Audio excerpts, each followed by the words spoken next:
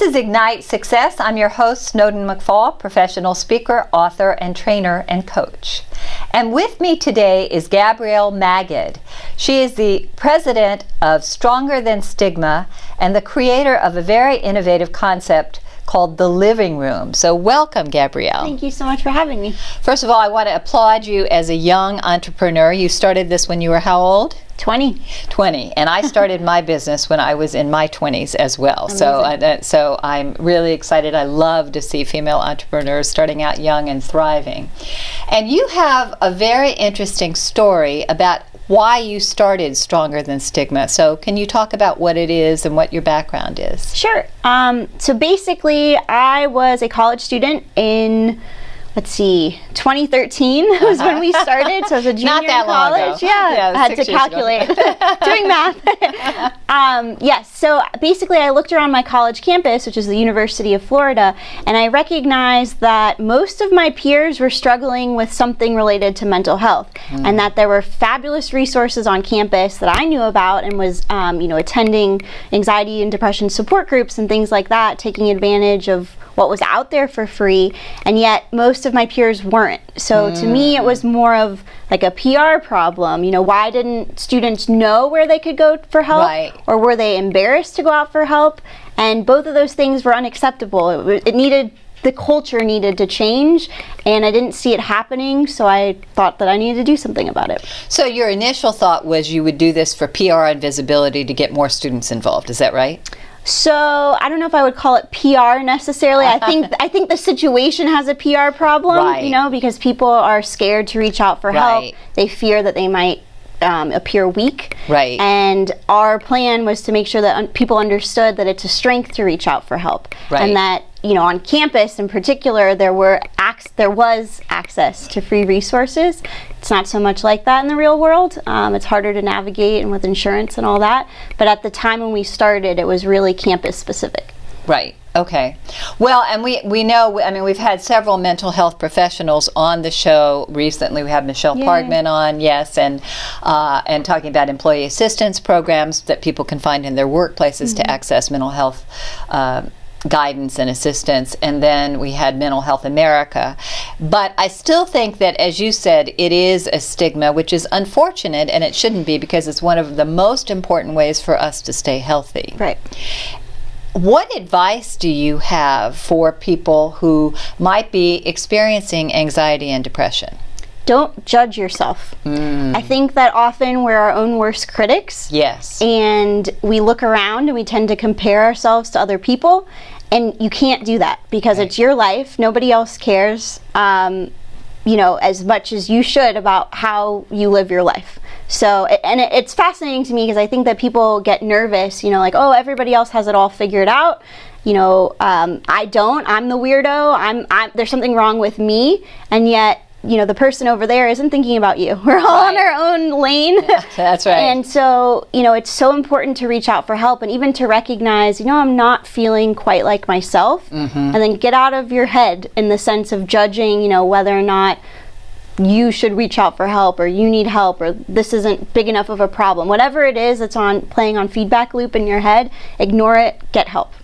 Well, and I think that's really important, and women in particular, because this show is devoted to women, are subject to the whole comparison thing. I remember there are two quotes that have really struck me. One is Oprah Winfrey said that comparison is violence against oneself. Yes. And there's another quote, and I've forgotten who it's attributed to, that comparison is the thief of joy. And I think social media doesn't help. No.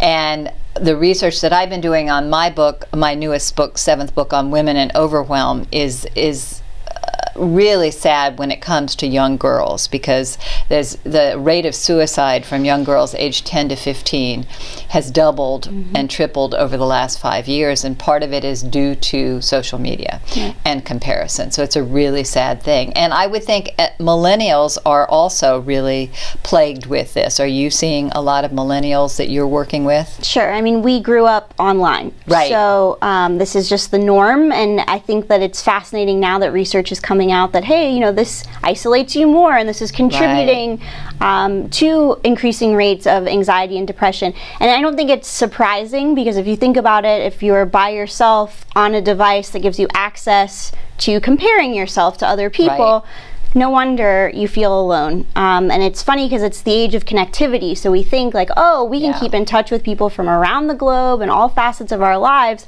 And it's great for that as a tool, but it's also, you can do that from the comfort of your own home. So you don't necessarily go out as much, and that social interaction is huge. It's so important. All the research shows how critical that is, particularly for women. So let's talk about the living room, because this was a really creative thing that you just finished in the month of May in Jacksonville, Florida. Tell us about the living room. I'm very proud of it. It was a really cool experience. It's really cool. So basically, we took over a storefront in downtown Jacksonville, and the theory behind it was, I could stand on a street corner and shout about mental health awareness till I'm blue in the face, and I usually do that. But the real life-changing conversations on the topic tend to happen one-on-one or in small groups amongst people that trust each other. Right. And then, because of the stigma, you're probably going to have them, if you're having them at all, on a couch in your living room in the privacy of your own home. So May is Mental Health Awareness Month, and we were saying, no, not going to play that way. We're going to put if the living room is the place where these things happen, then we're going to bring the living room out into the town square. Cool. So we had, a central location right across from Hemming Park, and the front when you walked in was an interactive art installation to inspire conversations among strangers.